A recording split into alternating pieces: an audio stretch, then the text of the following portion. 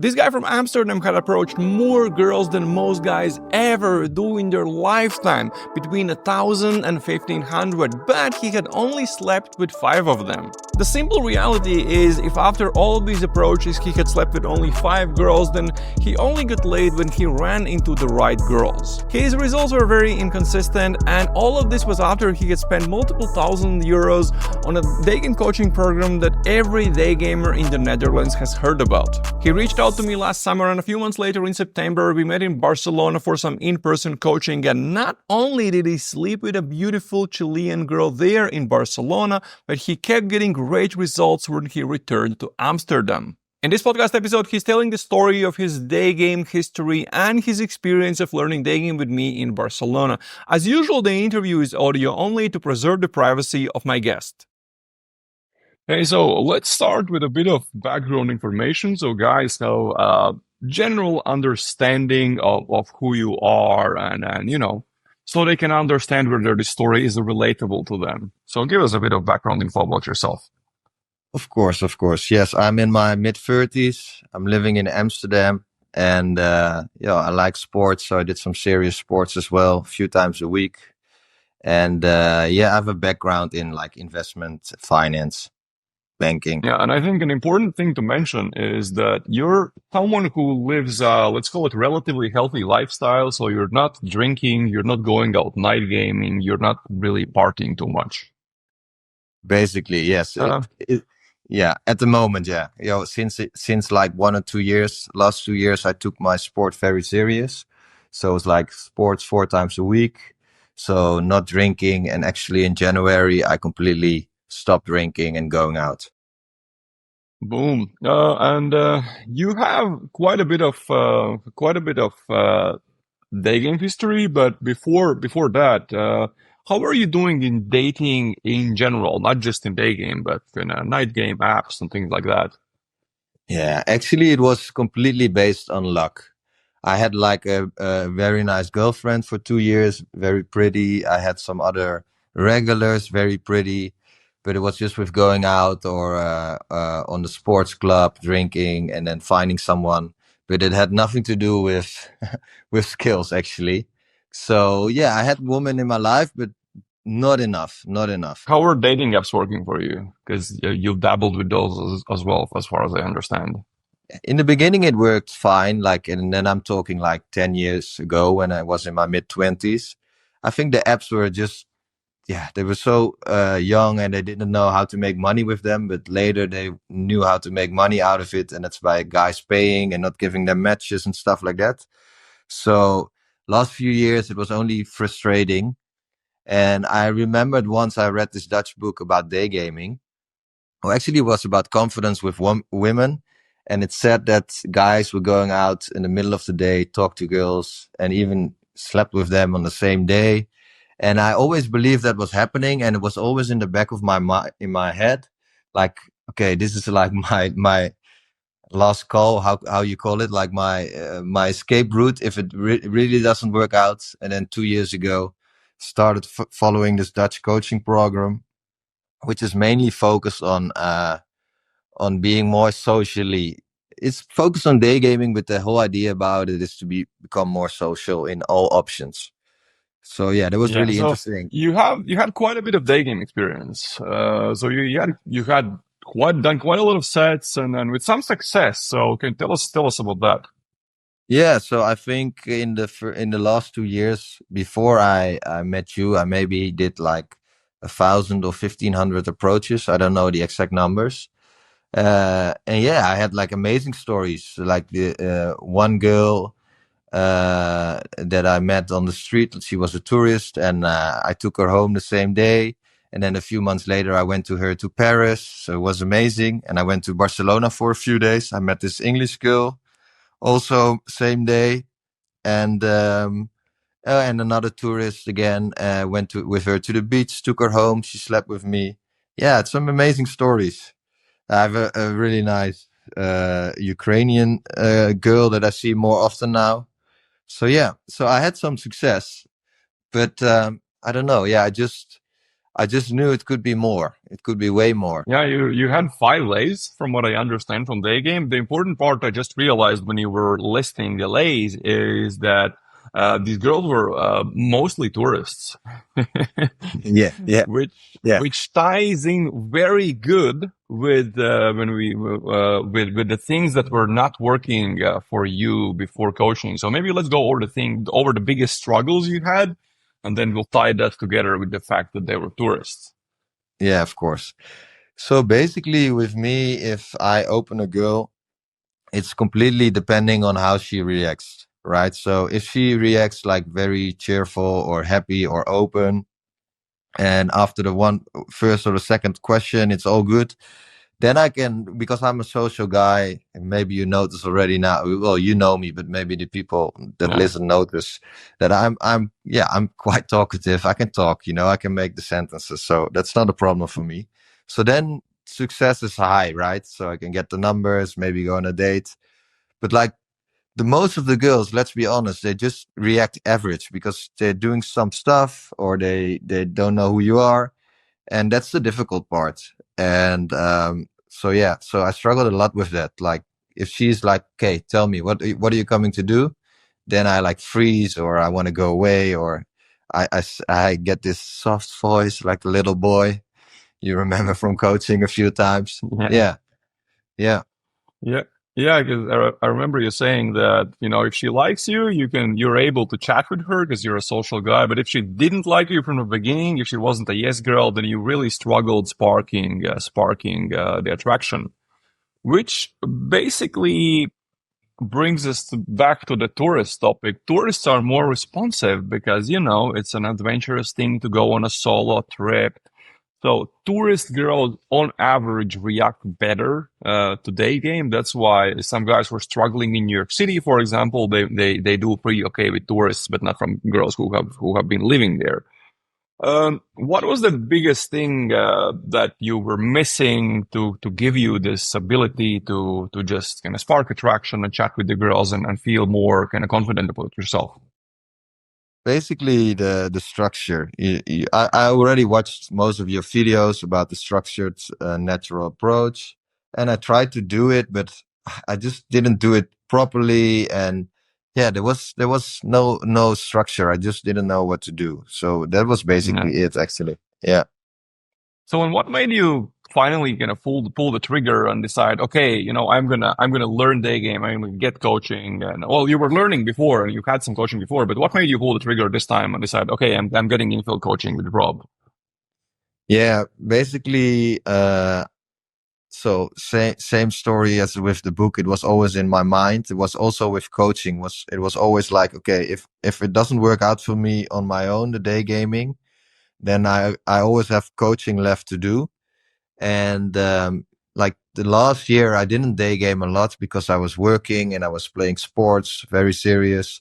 So the sports stopped because yeah, well, it was enough.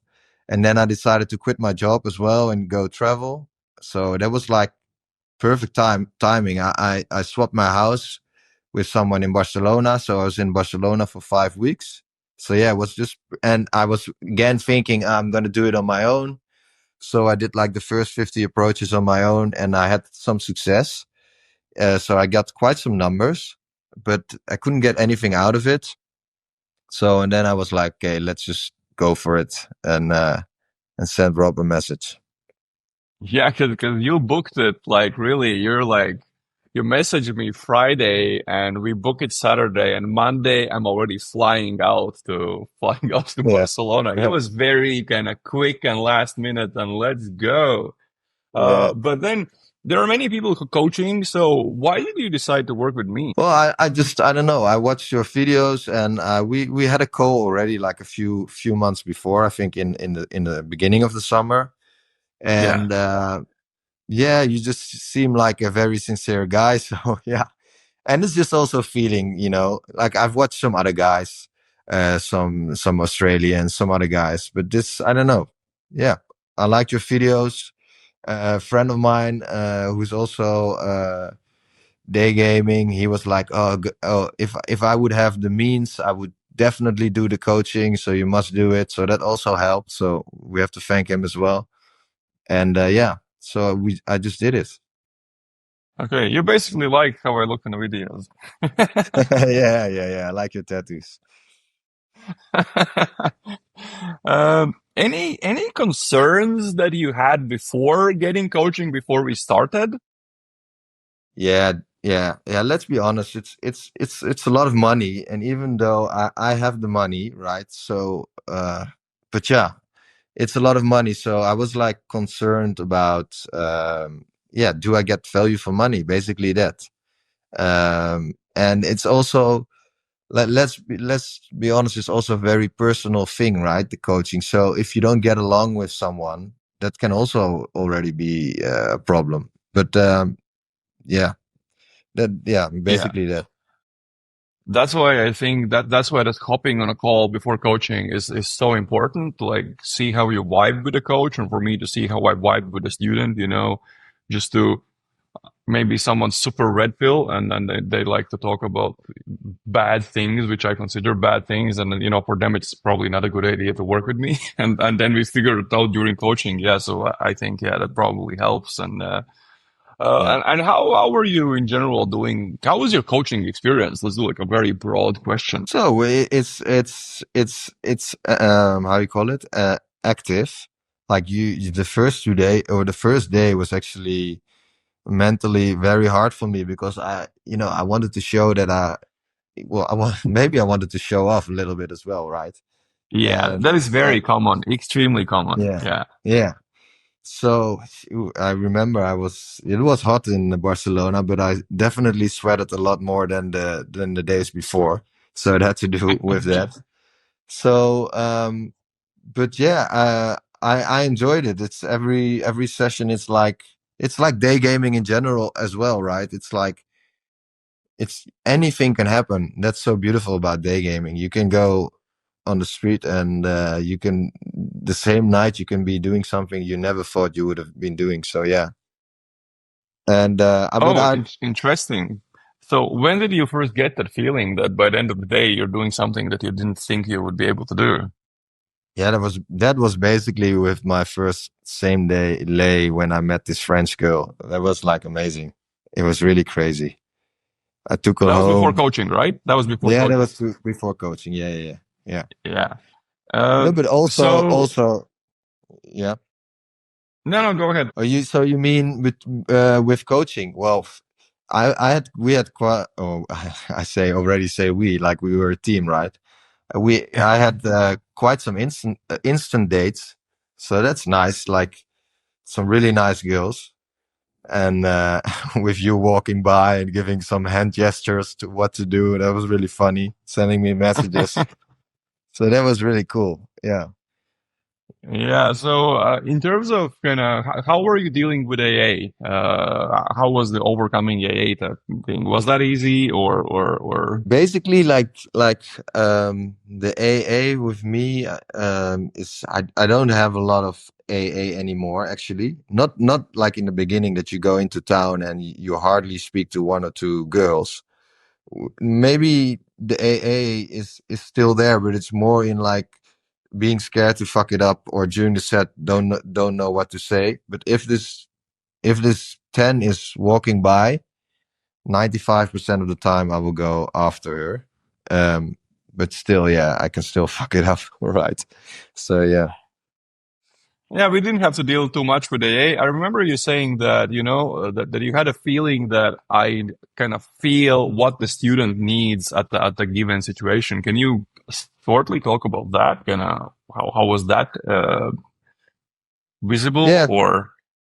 yeah. So I think we like, of course, like my eyes are quite good. So I think 95% of the times I saw the girl before you. But there were a few moments that I was like doubting, and that you gave me the final push, and yeah, that just worked very good. So yeah, that was that also fitted quite good. Yeah, it's just important to not over push people that way because, like, if you just have someone with AA, for example, which wasn't your case, and you push them too hard, then it's actually possible to break a student where his AA becomes much worse because you just pushed him so much, makes him kind of very anxious. And, okay. But by the way, maybe something nice to add. You did do it the other way around. I remember that I went to this girl and I kind of fucked up, and you had this whole list for me that I needed to know. And then this other girl was passing by, and I really wanted to go after her, but you didn't let me because I first had to learn the stuff what I did wrong, which is actually a good mindset because there's always another girl, right? So you shouldn't be, yeah, yeah, you shouldn't be Yeah, yeah, scared yeah, to lose because one. especially in Barcelona during summer, it's very, very good traffic. It's very nice for coaching, especially if you maybe if you kind of start to understand what you're doing. But yeah, then sometimes you just gotta chill a little bit, can understand what exactly are you going to focus on in the next sets. And well, you saw me doing some demos as well. What were your views on that? Did that help or? Yeah, it helped me a lot.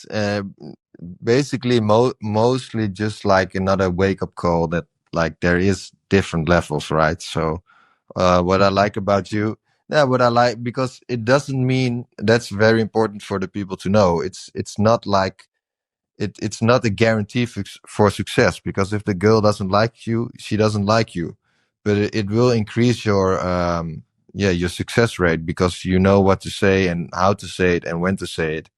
So because I have a lot of sets during coaching, we discussed it as well, is that you think afterwards, oh, I could have said that, I should have said that, to make your chance higher of success. So I noticed that for you, that you, yeah, you just got a lot of, maybe it's not even structure, but you just have, you're good with improvising, right? And I think it all started with having structure, and then you can use stuff Yeah, over and over again and come up with new stuff.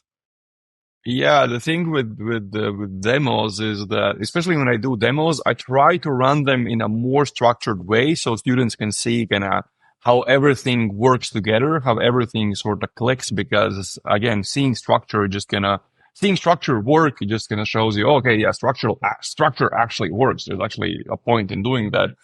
But when I do demos, actually most of the stuff that I use is something that I've used before. Of course, there's always some improvisation, but there's so much kind of stuff that has been done before that you can pull it out of your back pocket always, kind of something more. Um, Yeah. uh, let me ask you about the kind of, you said that you started to have later in the coaching experience, you started having these sets where instead of being, all over the place and just like being here and there and like struggling to come up with the next thing to say, you kind of started seeing the big picture of the set. Yeah, definitely. So first of all, one of the things I think you made a video about that as well is that like get your shit done in on forehand, know what to say when she asks you about your life, about where you're from. So that's basically always happening in the first 1 or 2 minutes. So that helps you because it gives you confidence. And so, yeah, it's nice that if she asks where you're from, that I have my special thing to say that. And, like, what are you doing in Barcelona? I was doing this language course, learning Spanish, and I swapped my house. So I said that in an interesting way, more interesting than I just did, actually. And, yeah, and of course, the stacks when she tells you where she's from, or you guess where she's from, or you guess what type of girl it is. And also at a certain part, like when are we doing the number close? Does she know enough about me? That was also sometimes a mistake, that we didn't know enough about each other. So we talked and it was nice, but we didn't get that right. So yeah, I noticed during the coaching days that I improved on that in that a lot. Yeah, because when she doesn't know enough about you, like she goes home and she liked you, she gave you the number, but if she doesn't know you, then she's very likely to flake. And the important thing during coaching is for the student, like the goal for me is for the student at the end of coaching to start seeing the big picture while he's still in a set, you know, kind of when he's like, oh, I am here and the next thing should be this and then I should go to that. And if they're relaxed enough, then they're usually able to do that. But of course, to be relaxed, that requires quite a bit of structure. What are the main kind of things you got from coaching? What were maybe the biggest things you got or the biggest things you learned, the most important thing? Basically actually the complete picture, because the start, how you open, how you do your first text, and how you can keep the story going. And also important that you try to find a topic, right, where you can dig deeper into the topic. And that you know that as soon as you talk about the topic and you can, yeah, do some thesis and write, and she starts asking you questions, that you know, like, okay, now it's there, and then you can go search for the hook point and do the number close. Yeah. Yeah, so basically understanding the full picture of Yeah. of the conversation, the full structure. Tell us about that lovely adventure you had in Barcelona, your first day during coaching. Yeah, so I started talking to this Chilean girl, and it was nice. It was. I remember that you also told me that this is a good set. So, and okay, we had some stuff in common. We played the same sport, so that helped.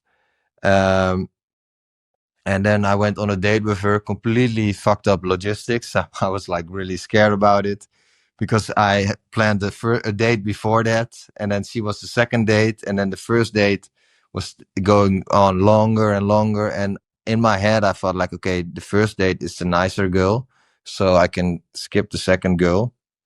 But then I was really close with the first girl, but it didn't really happen. She was too serious, and so the other girl waited for me like half an hour or an hour, and she was okay with it. But I did have to go all the way to her place where she lives. And then I was so hungry because I didn't eat, and it was like already like 9:30 or 10.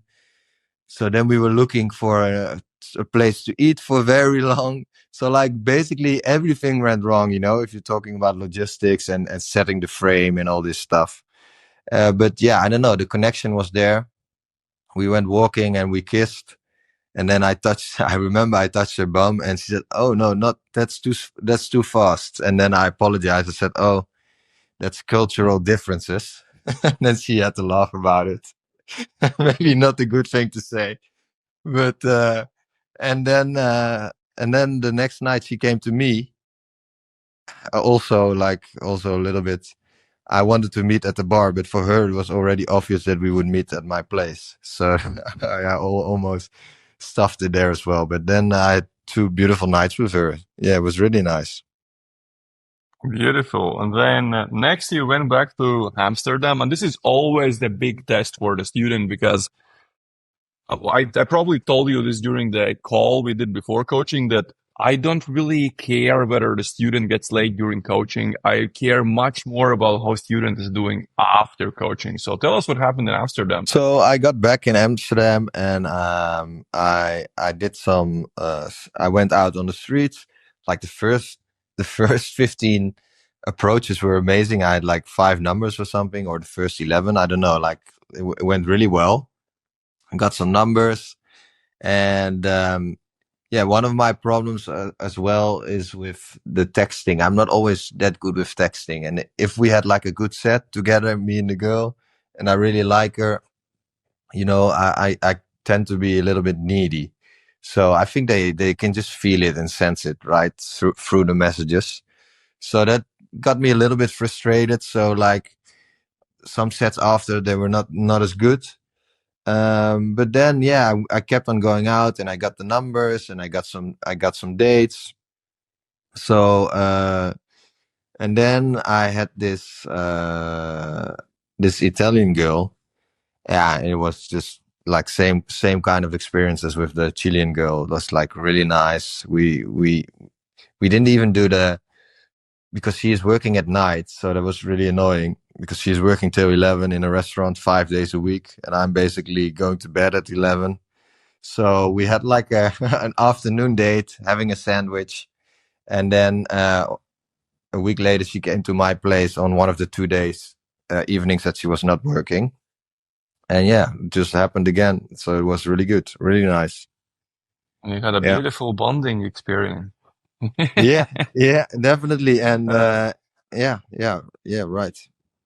And I'm just curious, I didn't ask you this before. So you said you were getting some dates in Amsterdam right after going back. Were they all with tourists or also with some women who are living in Amsterdam?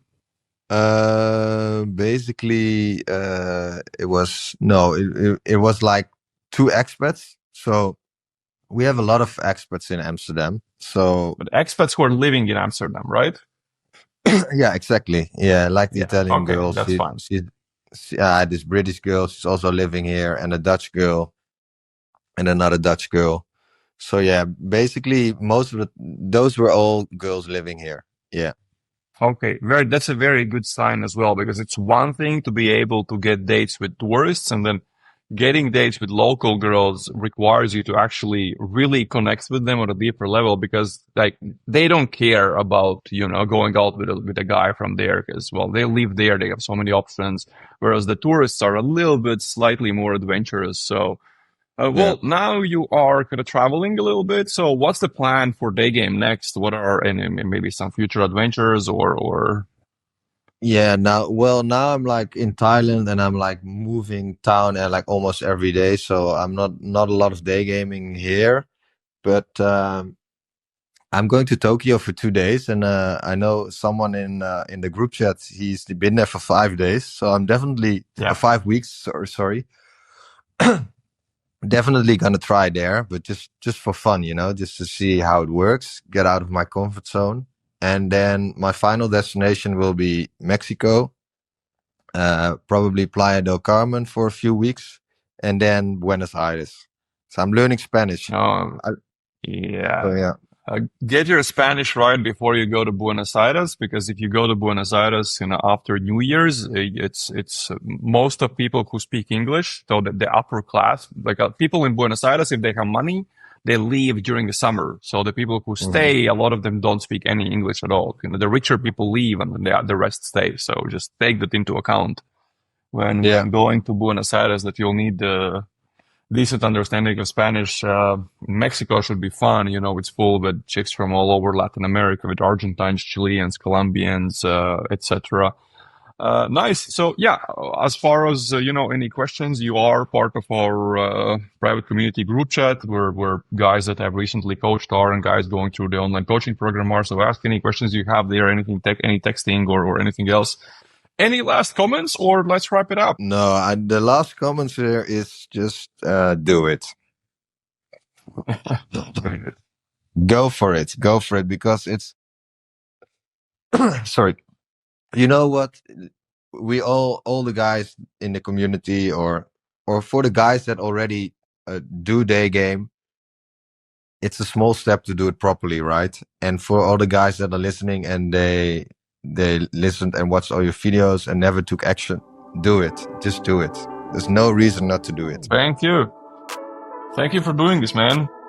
Yeah, you're welcome. If you like this story and you want to understand whether getting Daygame coaching is the right choice with you, you'll find all the details about how Daygame coaching usually works by clicking the link in the description. There you can sign up for a free call with me where we'll talk about all the details, the pricing, the possible locations, etc. That's it for this time. See you guys in the next podcast episode. Ciao, guys.